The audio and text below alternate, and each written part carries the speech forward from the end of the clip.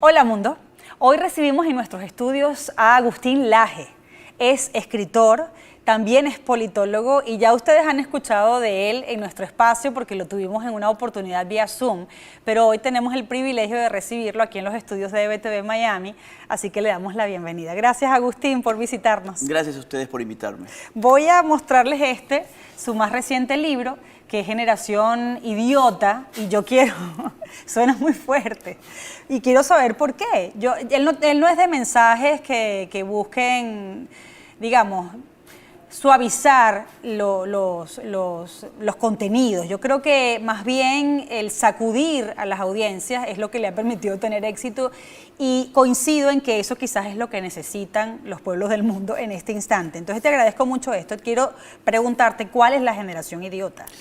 Bueno, el título obviamente es provocador, busca sacudir, busca avivar el debate y busca también de alguna forma satisfacer a una mayoría silenciosa que en efecto piensa que hay una situación de idiotismo organizado y hegemónico contra el cual prácticamente nada se puede decir no vaya a ofenderse a alguien. Yo no tengo problema en ofender al idiota, por eso escribo sobre él.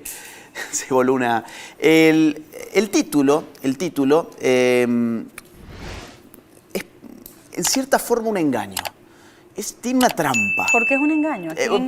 Porque yo no hablo de una generación como la gente cree que debe establecerse el término generación. Es decir, hemos hablado hasta el cansancio de los millennials, la generación Z, la generación X. Le hemos puesto nombres a las generaciones y hemos comprendido rangos etarios que caracterizarían la forma de ser de las personas. Así, si uno nació entre tal año y tal otro año, tendría determinadas características. ¿Y tienes también entonces así limitado en características al idiota? Exactamente. Lo que yo digo es, cuidado, pensábamos que las generaciones son muy distintas entre sí y en verdad, así como en el terreno de la sexualidad hemos estado viviendo una desdiferenciación de los sexos, hemos estado viviendo una transexualidad generalizada.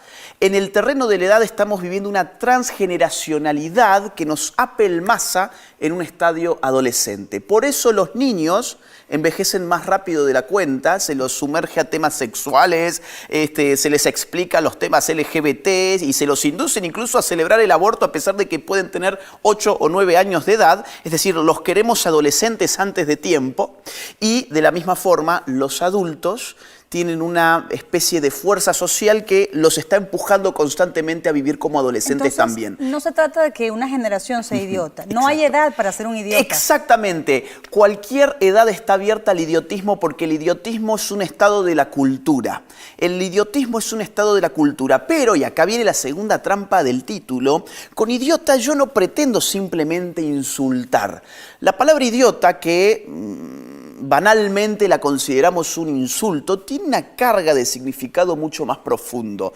Yo la rastreo hasta el antiguo griego. En el antiguo griego la palabra idiota significaba aquel que se miraba solamente el ombligo y que era incapaz de salir de sí para participar en la polis. La raíz griega idio significa lo que es propio. El sufijo tes, idiotes, tes significa una referencia a la gente. El idiote es aquel que no tiene la capacidad para salir al espacio público a enfrentarse con aquello que es común. El idiota griego es aquel que está encerrado en 4 paredes y piensa que esa es toda la realidad. Cuando vemos la evolución de ese idiota, hoy nos terminamos encontrando con una generación que piensa que toda la realidad está en TikTok, está en CNN y está en el adoctrinamiento universitario. Hago este brevísimo corte comercial para comentarte que este video está patrocinado por el Instituto N&W Professional Traders. Si querés aprender a invertir, hacelo como un profesional. Justo hablando de TikTok y de estas plataformas en las que hay como un impulso a que estas nuevas generaciones sientan que para ser famoso, para ser visible, o tienes que bailar, o tienes que consumir ese tipo de contenidos. Sí. Y vi un video de una chica muy joven que decía, es que esto, además aludía a los chinos directamente, ¿no? Los chinos prohíben este tipo de contenidos o acceso a contenidos a sus generaciones desde muy pequeños, porque ellos quieren a hombres inteligentes. Exacto. Pero sí exportan este tipo de tecnología para que el resto de las sociedades de Occidente lo sean. No solamente la exportan, la programan, porque yo puedo programar el algoritmo de una u otra forma. Lo que hoy Occidente está viviendo, y es lo que el libro tiene como tesis general, es la presencia de dispositivos de idiotización organizada. Entre otros dispositivos de idiotización organizada están las redes sociales. Las redes sociales están generando una presión para publicar cosas sin ningún tipo de valor. Exacto. La fama, que en algún momento era algo valioso, porque se suponía que yo era famoso en la medida en que yo disponía de una destreza artística, que yo podía tener alguna genialidad o un heroísmo. El famoso era o un héroe, o un genio, o una persona con destrezas artísticas. Bueno, hoy, ¿quién es famoso? Hoy podés ser famoso Cualquiera. sin ningún tipo de motivo. Esa es la gran promesa de las redes sociales. Sin ningún tipo de talento. Sin ningún tipo de talento. La gran promesa de las redes sociales es que el mundo se puede fijar en tu ombligo sin que tu ombligo reporte nada valioso al mundo más que un estúpido baile de TikTok. Entonces, uno de los tantos dispositivos de idiotización organizada que yo desmenuzo en este libro es ese, pero hay muchos otros. Por ejemplo, la farándula, ¿no?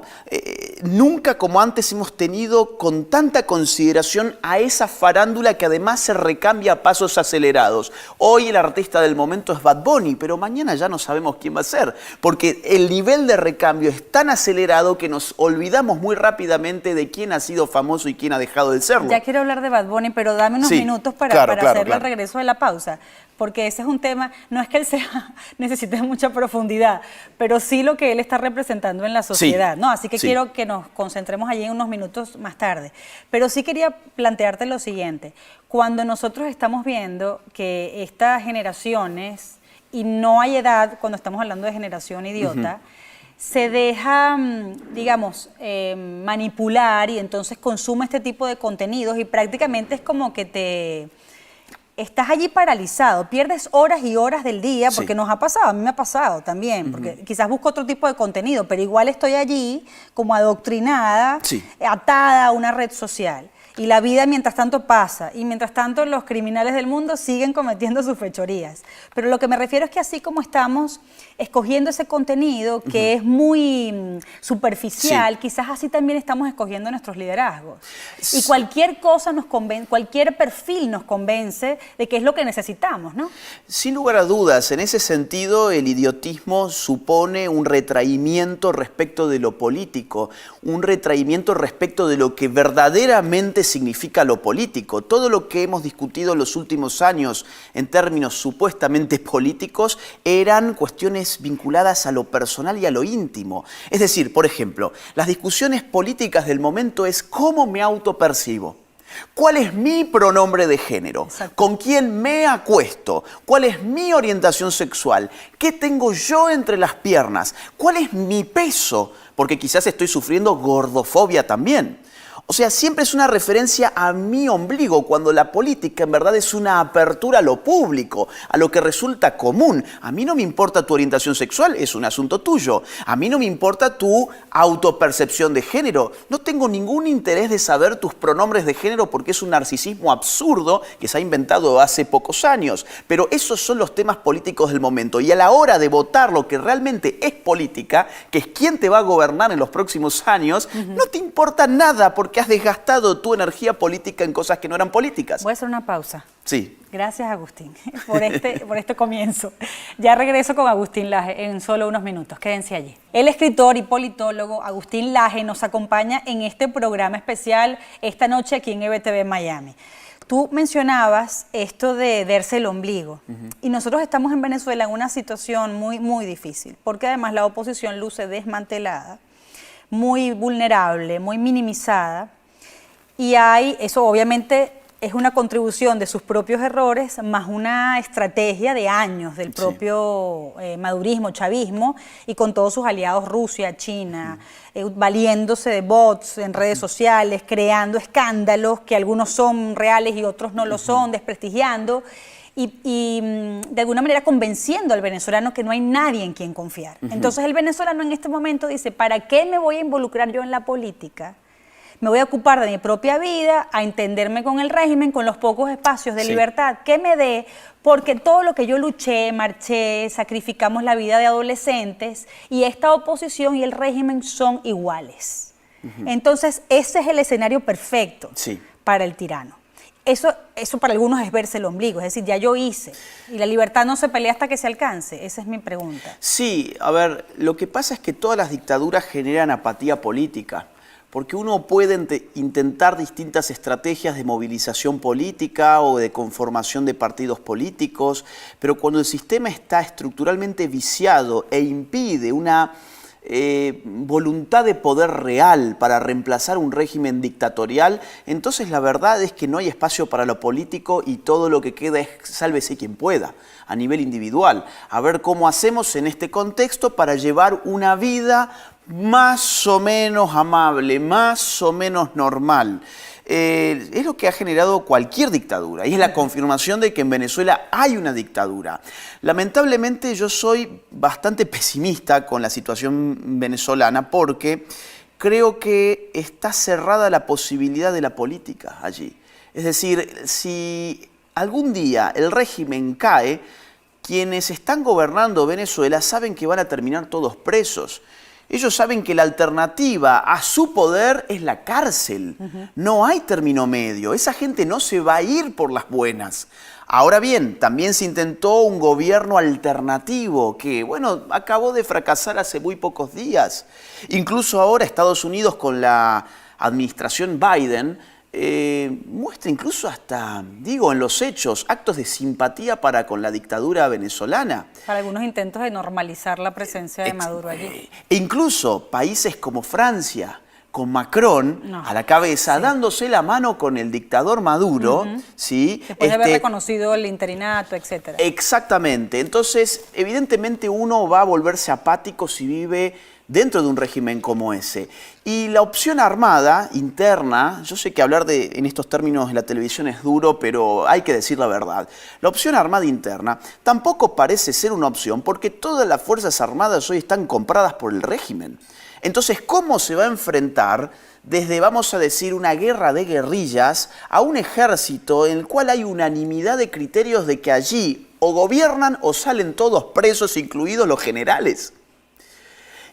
La única opción que te queda es una invasión extranjera. ¿Pero quién va a hacer la invasión? La única opción que te queda es una invasión extranjera, pero ¿quién va a hacer la invasión cuando el único candidato que se tenía a la vista era este país, Estados Unidos, y que hoy lo está gobernando la izquierda radical? Con lo cual, el panorama que yo veo en Venezuela es desolador. Pero fíjate que cuando tú hablas de esta apatía política, quizás las circunstancias llevan a parte de la población, porque hay gente que sigue luchando. Es decir, en este momento hay movilizaciones sociales de calle, de los grupos del sector público, de los maestros, de los médicos. Hay un movimiento allí, pero ese movimiento le dice a los expertos, yo sé que mi iniciativa llega hasta un límite, yo necesito la continuidad de la política y no hay ningún líder que yo vea con el cual me pueda sentir identificado en la acera, digamos, de enfrente, en la acera de la disidencia. Lo que pasa es que hay dos niveles de lucha. El nivel de la sociedad civil es un nivel en el marco del cual uno puede generar presión para la conformación de la opinión pública. Uno puede generar un estado de la opinión a través de movilizaciones, a través de artículos periodísticos, a través de youtubers, como a través de influencers. Para que la gente sepa que nadie se conformó con esa realidad. Exactamente, o sea, yo puedo levantar mi voz desde la sociedad civil, puedo marcar la opinión pública desde la sociedad civil, pero al final del día, quien maneja los aparatos del poder fáctico y armado, que es lo que llamamos Estado-Nación, son los partidos políticos. Si yo no tengo un partido de oposición que esté recogiendo lo que la sociedad civil está tratando de sembrar en ese campo, pues entonces toda siembra, o sea, ¿quién va a cosechar? Esa es la pregunta. ¿Quién cosecha políticamente lo que la sociedad civil siembra? ¿Quién va a cosechar cuando no tenés oposición? La gran diferencia entre Venezuela y sus primos hermanos, que somos nosotros, digo, hay muchos indicadores, cuando vos ves inflación, Sí. cuando ves temas económicos, de libertad económica, Y por los ejemplo, amigos que tienen, por ejemplo, y los Alberto amigos que Fernández. tienen, vos te das con una situación donde nosotros somos primos hermanos, pero aún así hay una gran diferencia, que es que en Argentina nunca dejamos de tener una oposición que podía todavía funcionar institucionalmente, todavía podía realmente disputar el poder. Es decir, en Argentina nunca llegó a haber una dictadura disfrazada de democracia. La democracia más o menos liberal, más o menos siguió funcionando, a tal punto que en el año 2015 el kirchnerismo cae. Tenemos 4 años de macrismo y después, lamentablemente, historia ya sabida por todos, el kirchnerismo vuelve, pero todas las expectativas están de sacarlos a patadas en las urnas este mismo año, en el mes de octubre, que se celebran los comicios. Estoy aquí haciendo referencia a tus frases, porque hay un momento en el que tú dices, es cierto, quizás todas las circunstancias empujan a los venezolanos a pensar o a sumergirse en esta apatía política, pero eso no significa que eso sea lo correcto. Es decir, una cuestión... Por supuesto. Ajá, ¿por qué no es lo correcto? ¿Qué les dirías? ¿Por qué eso no es lo correcto? No es lo correcto porque hiere su humanidad. El hombre, entre otras cosas, es un animal político. Y esto ya lo sabían los antiguos griegos, por eso yo siempre vuelvo a los clásicos. El hombre es un animal político. ¿Por qué es un animal político? Porque le guste o no le guste, está regido por la política. La serie de normas, de leyes, de reglas que se conforman para poder hacer funcionar una sociedad pasan por la maquinaria política. Y a mí me gusten o no me gusten, en última instancia me debo someter a ellas. Por eso los griegos, los antiguos griegos, tenían un concepto de libertad muy, muy, muy rico. Porque ellos decían, es libre aquel que puede hacer política.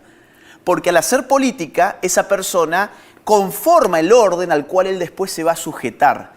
El idiota es el que no hace política y piensa que es libre, sin tener ningún impacto sobre el orden al cual le guste o no le guste, se va a tener que sujetar. Entonces, lo que una dictadura hace en la persona, en definitiva, es volverlo un idiota.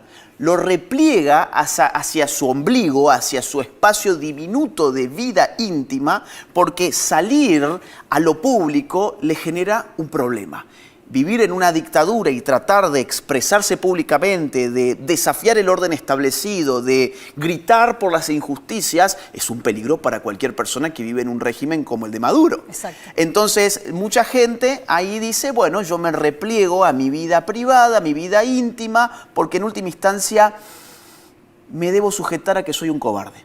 Y ahí hay un tema que ya no es político, sino que es psicológico y actitudinal. Es decir, me han herido en mi humanidad, no me han permitido a mí ser parte del orden común al cual yo me debo sujetar. Han mutilado la dimensión política de mi ser, algo que me distingue de mi perro, de mi gato, ¿bien? Pero tampoco quiero tener un problema con esta gente. Mejor me callo de la boca, me quedo encerradito en mi casa mirándome el ombligo y deslizando por TikTok. ¿Y no hay solución para eso? ¿O cuál es la solución? ¿Cuál es la alternativa? El compromiso político. Ahora, el problema es la frustración política.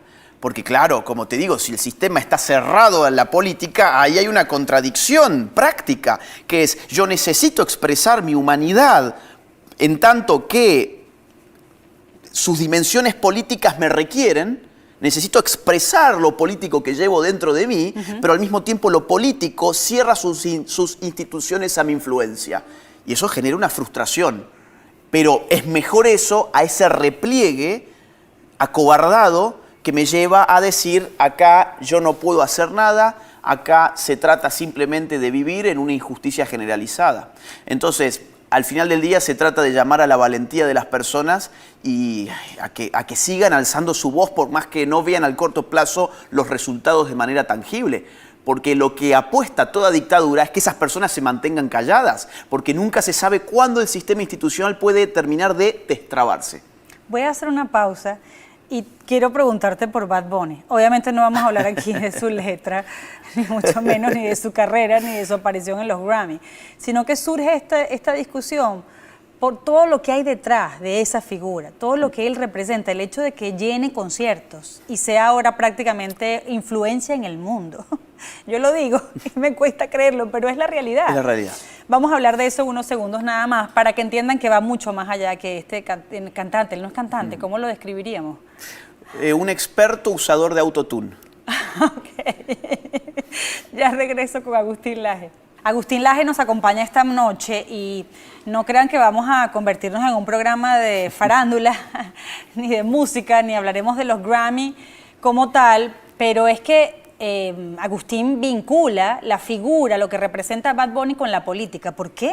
¿Qué tienen que ver? No lo vinculo yo, curiosamente. Okay. Lo ha vinculado, por ejemplo, el mundo académico. Hay universidades, por ejemplo, en México, por ejemplo, aquí en Estados Unidos, en California, que ya están dando cursos sobre Bad Bunny como una figura antiimperialista, por ejemplo, un antiimperialista un poco curioso porque sus mansiones están en Estados Unidos más que en Puerto Rico. O sea, digamos, es un antiimperialismo bastante cómodo, hay que decirlo. Lo venden también desde los grandes medios de comunicación como el gran representante de una nueva masculinidad no tóxica. ¿Qué significa eso? No me lo preguntes porque nadie lo sabe. Es decir, ¿qué es la masculinidad tóxica? Podremos empezar por ahí. Ok. O sea, nunca definieron qué es la masculinidad tóxica y te atinan a decir, es el hombre celoso. Y yo me pregunto, ¿y la mujer también puede ser celosa? Sí, claro. ¿Y por qué es masculino el celo, entonces? Porque es mujer, solo porque es mujer. O sea, digamos, para poder definir algo llamado masculinidad tóxica, yo tengo que encontrar una serie de rasgos que no son posibles en la mujer y que son exclusivos del hombre. Ahora, cuando quieren definir qué es la masculinidad tóxica, uno siempre puede encontrar en la mujer una réplica de esos mismos defectos. Por supuesto. Por lo tanto, hablar de masculinidad tóxica es un error en la categoría misma, en el término mismo, en la composición del término. Pero no importa, digo, lo que importa acá es que Bad Bunny es el representante de la masculinidad no tóxica porque, explican ahora sí los medios, porque, por ejemplo, se viste de mujer. O porque tiene un video donde se ha puesto senos y tiene una especie de figura trans. O porque en uno de sus shows se besó con un hombre. Entonces uno dice, ¿qué quieres decirnos? ¿Qué quieres decirnos? ¿Que hay un plan como para desdibujar lo que es el concepto que todos conocemos desde niños de lo que es ser hombre? Sin lugar a dudas. ¿Hay alguien que lo quiere eso? Yo no sé si hay alguien, una persona, pero que hay fuerzas estructurales que están desdiferenciando, como empecé hace un rato, están desdiferenciando el sexo, desdiferenciándolo como afeminando al hombre y masculinizando a la mujer. ¿Y cuál es el objetivo de eso? Mantenernos distraídos en esas conversaciones que no tienen utilidad. Es propio, a ver, es que sí tienen una utilidad. Tienen una utilidad en la medida en que es el gran discurso feminista de los últimos años ha sido ese. En definitiva, ha sido para liberarnos del hombre, nosotras tenemos que ser parecidos al hombre. Y tenemos que hacer que el hombre sea parecido a nosotras.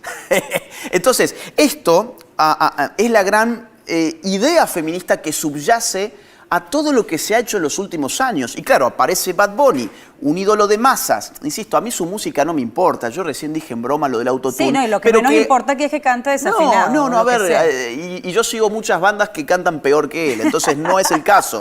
No es el caso. El caso es cómo te lo vende el multimedio.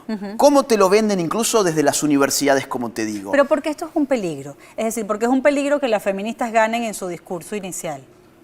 Es un peligro porque genera guerra de sexos. Porque el feminismo identifica problemas que pueden ser reales, muchos de ellos. Por ejemplo, es real que hay hombres que golpean a mujeres. Es real que hay hombres que matan a mujeres. Es real que hay hombres que violan a mujeres. Ahora, la lectura que yo puedo hacer de esos hechos puede ser variable. La lectura del feminismo es bien concreta. La lectura del feminismo Es que porque son el hombres, hombre, claro. el hombre es el sujeto opresor de este sistema, el hombre en general es opresor para con la mujer en general y por lo tanto liberar a la mujer necesita de una causa política. Vamos a liberar a la mujer, por ejemplo, podríamos decir, oiga, mire qué interesante, en la familia quizás el alcohol es una variable que esté vinculada con la violencia doméstica. Ahora, nadie ha dicho nunca o no se ha investigado eso. Por ejemplo, el abuso de drogas quizás que es una variable que tiene su relación significativa con la violencia doméstica. O, por ejemplo, el abuso de ciertas drogas legales o ilegales está vinculado con el tema. Bueno, no lo sabemos porque todo el discurso feminista ha sido el hombre ha generado un sistema patriarcal que por definición oprime a la mujer en general y este juego de blanco y negro no ha resuelto nada. No ha resuelto nada al punto de que en todos nuestros países la violencia contra la mujer se ha agravado a pesar de que cada día hay más recursos para el feminismo y cada vez el Estado expande más sus instituciones Y feministas. además, convenientemente, no se habla de las mujeres que también violan, Por asesinan, supuesto que no. Y hay escándalos terribles. Y bueno, en a ver, este sentido. acabamos de tener en la Argentina un caso de una madre de un niño de 5 años que junto con su novia, mataron a golpes al niñito de tan solo 5 años. Sí, Entonces venimos recibiendo desde hace rato la idea de que el malo de la película es el hombre, la buena de la película es la mujer diga lo que diga es verdad, el hombre diga lo que diga es mentira, y es un cuento de idiotas. En definitiva, hay que ser muy idiota para pensar que sos bueno o sos malo de acuerdo de lo que tenés entre las piernas. Una mujer puede ser monstruosa con un hombre de la misma forma que un hombre puede ser monstruoso con una mujer. El problema en este caso, en el caso del feminismo, es que esa simplificación absurda de la realidad no te permite resolver el problema de fondo. Exacto. Atrás yo empecé así. El feminismo detecta casos que pueden ser problemas reales, pero jamás los resuelve. No les conviene tampoco resolverlas, porque cuanto más se agravan esos casos, ellas más demandan su presencia. Esa es la misma discusión de cuando apareció Black Lives Matter por un tema específico, pero nadie hablaba de los antecedentes de ese hombre que efectivamente murió de la manera más terrible, de una manera muy injustificada, inhumana, pero que también tenía un pasado. Entonces, hay cosas que la prensa, que estos movimientos quieren olvidar. Solo les interesa una parte de la historia y además Black Lives Matter nunca volvió a aparecer y siguen las injusticias presentes. Parecía que solo les interesaba sacar a Trump del poder. Sí. ¿Y dónde están los líderes de Black Lives Matter? ¿Dónde están las líderes feministas? Las líderes feministas están todas enriquecidas con altísimos puestos gubernamentales en todos nuestros países y los líderes de Black Lives Matter, muchos de ellos han armado sus propias mansiones, han levantado sus propias mansiones donde viven en ellas en los Estados Unidos. Entonces, al final del día, vuelvo al tema del libro, ¿no? Al final del día son causas que el idiota compra acríticamente porque puede pensar de buena gana que va a solucionar algún problema. Fíjate este tipo que fue asesinado por 5 policías negros. Sí. El asesinado era negro, fue asesinado por 5 policías negros y terminamos viendo un titular de CNN, búsquenlo si no lo han visto, que dice que el racismo también pudo haber motivado a los 5 policías negros para haber asesinado al negro que murió. Dios. Sí. Ese fue el titular de CNN. Sí, o sea, sí. es como para justificar que ellos no repriman lo que allí pasó, más allá de lo que es el tema de la raza. Lo que pasa es que, bueno, y es lo mismo que te dicen, por ejemplo, cuando la violencia la comete la mujer, te pueden decir, es que esa mujer era machista, es que esa mujer estaba sujeta al heteropatriarcado, que es, entre otras cosas, lo que han dicho algunas feministas sobre el caso Lucio Dupuy, el que te acabo de contar. No, es que esa mujer tenía los vicios machistas. Y vos decís, pero si esa mujer iba hasta las marchas feministas, esa mujer llevaba al pobre niño de 5 años a las marchas a favor del aborto. Entonces, siempre va a haber una excusa, siempre va a haber una excusa. Si el policía negro mata al delincuente negro, es porque el policía negro era también un racista. Voy a comentarte esto antes de ir a la pausa.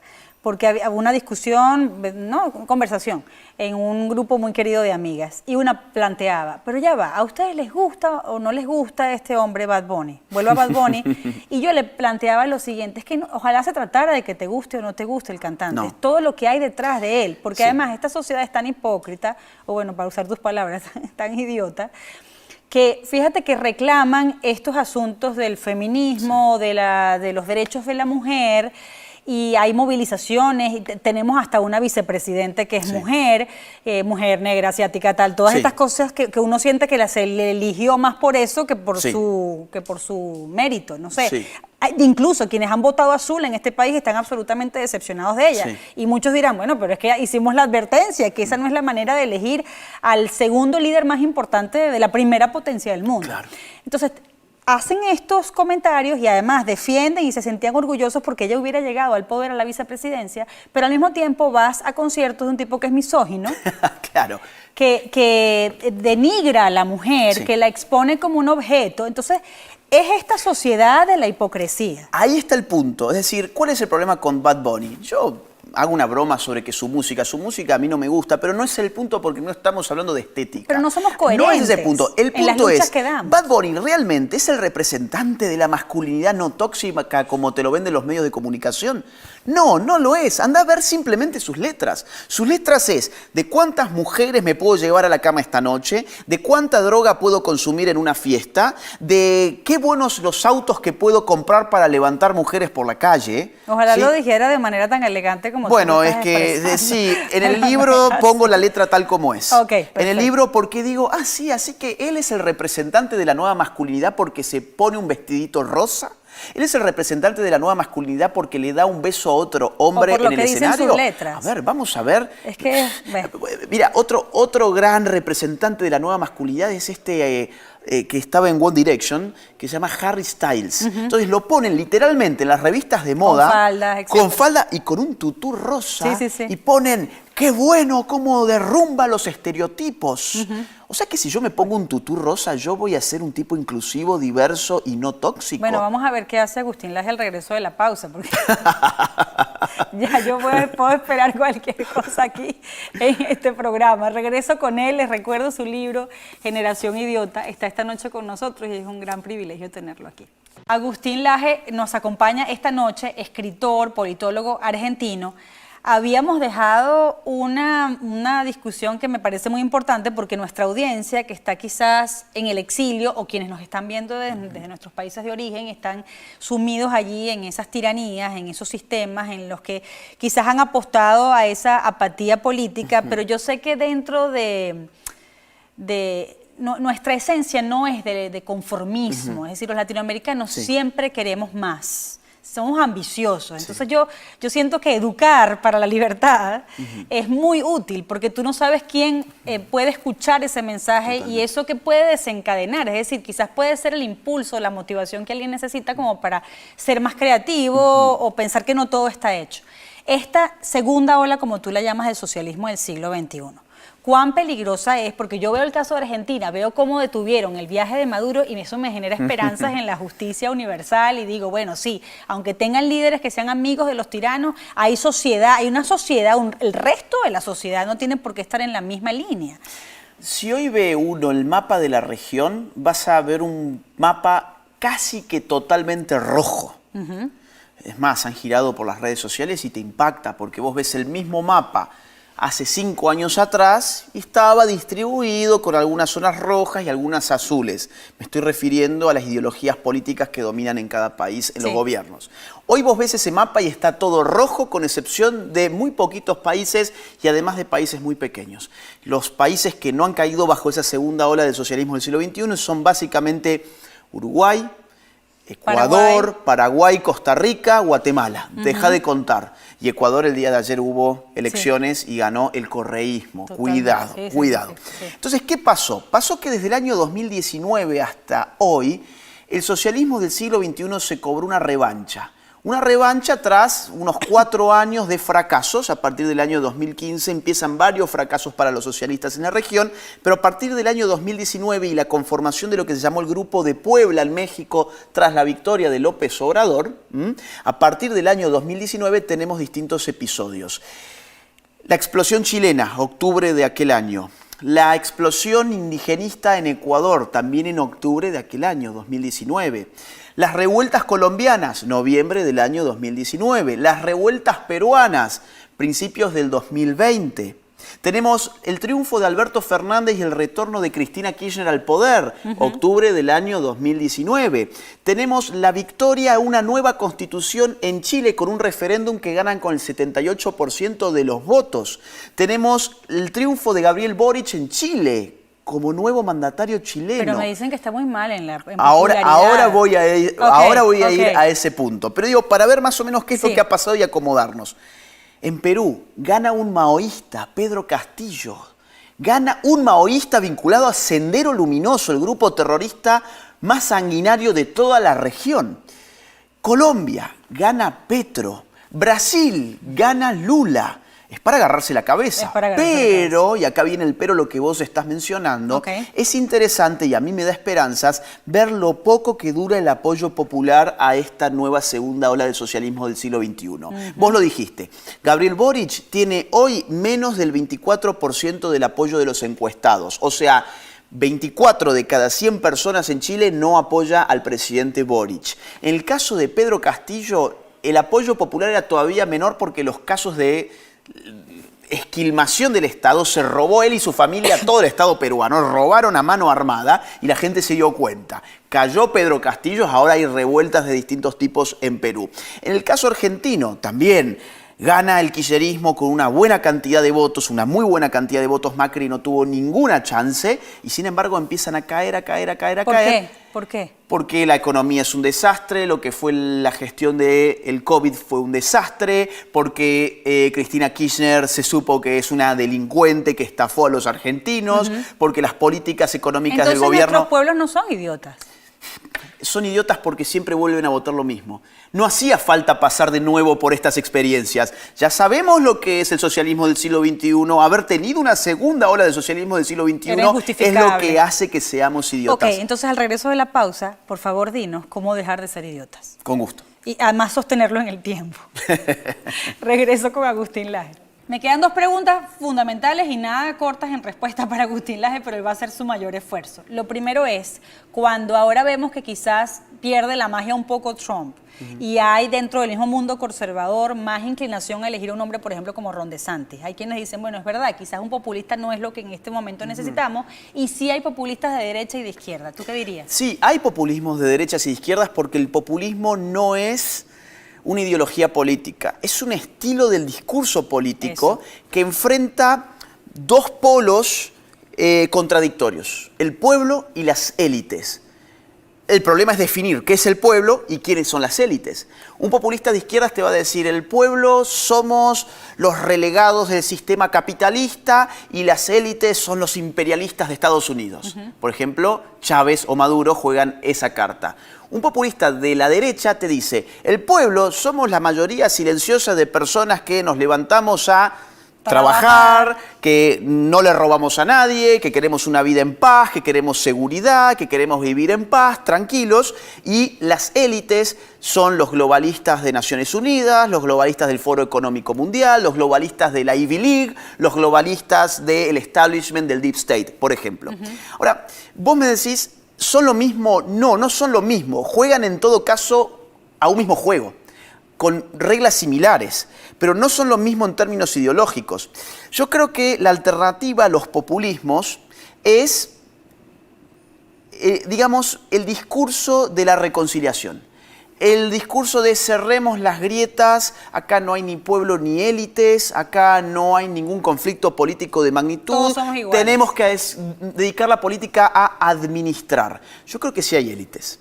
Y yo creo que las élites están jugando sus cartas de una forma tenebrosa, y esas élites en el Foro Económico Mundial, que se reunió hace una semana aproximadamente, jugó sus cartas al frente de la vista de todo el mundo.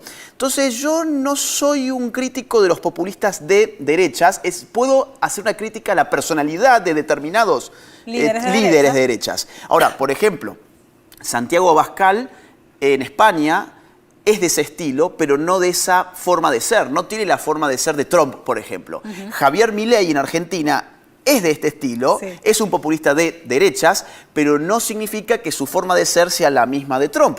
Son distintas formas. Bolsonaro tampoco era exactamente lo mismo que Trump.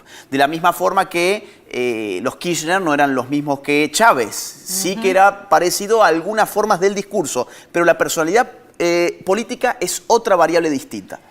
Me quedan minutos para que me digas cuál es la fórmula para dejar de ser idiotas. La fórmula que yo planteo en el libro no es fácil, pero es la única que yo encuentro. Es lo que yo llamo la educación radical. La educación ha sido sumergida en el imperio de lo técnico. Nos han dicho que educarse es aprender a hacer algo para ganar dinero en el mercado. Sí. Y la educación es algo mucho más profundo que eso. Hoy, ¿para qué la gente va a la universidad? Porque necesita un diploma que le permita hacer dinero. ¿Para qué vamos al colegio? Porque necesitamos dar el paso anterior para poder ganar dinero. La educación siempre fue vista como la formación del alma, la formación del espíritu. Ahora, cuando la educación solo se trata de hacer dinero, hay muchas materias que quedan fuera. ¿De qué me sirve saber de historia? La historia no me va a dar dinero. ¿De qué me sirve saber de filosofía? La filosofía no me va a dar dinero. ¿De qué me sirve saber de sociología, de antropología, de ciencia política?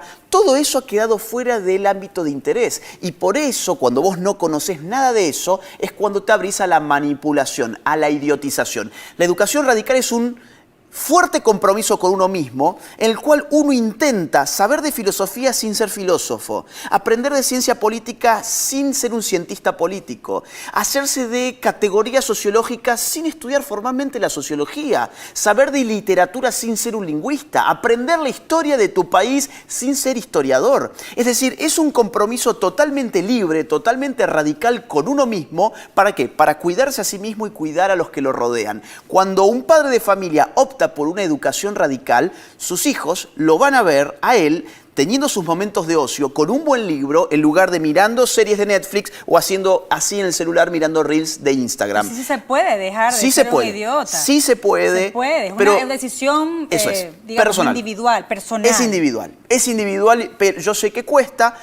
Significa pagar un ratito quizás las redes sociales, no enviciarse tanto con una serie, pero lo que está en juego es demasiado. Hay muchos padres de familia que dicen, ay, mi hijo me salió comunista, ay, mi hija ahora es abortista. Y yo pregunto, ¿y vos educaste políticamente a tus hijos? Ay, no, bueno, es que la escuela tendría que haberlo hecho. Ah, sí, la escuela te va a educar políticamente a tus hijos. O sea, el Estado, que es el que arma las currículas escolares en última instancia, es el que vos le estás dando a tu hijo para que te lo eduque en política. Bueno, es que yo no sé de política, ahí está el punto. Nadie puede dar aquello de lo que carece. Si vos querés educar a tus hijos, primero educate radicalmente a vos mismo. Y nunca fue tan fácil hacerlo. Nunca tuvimos tantos libros a disposición. Nunca hubo tanta facilidad y fueron tan económicos, porque si no lo tenés incluso para el que está impreso. En Kindle, en Kindle, que te sale ¿cuánto? Te sale menos que una hamburguesa con queso. Tenemos que despedir, pero... Perdón por la exaltación. Aunque no quiera, pero tenemos que despedir. Pero yo sé que hay muchos libros que necesitamos para dejar de ser idiotas, sí. Pero hay uno que es uno que recomendarías que no se puede dejar de leer. Generación Idiota. Generación Idiota, que ya está disponible en Amazon, en las plataformas y en las librerías de toda América Latina. Gracias, Agustín. Fue un placer tenerte en el programa. Igualmente. Yo sé que la audiencia también lo disfrutó muchísimo. Nos encontramos mañana y así les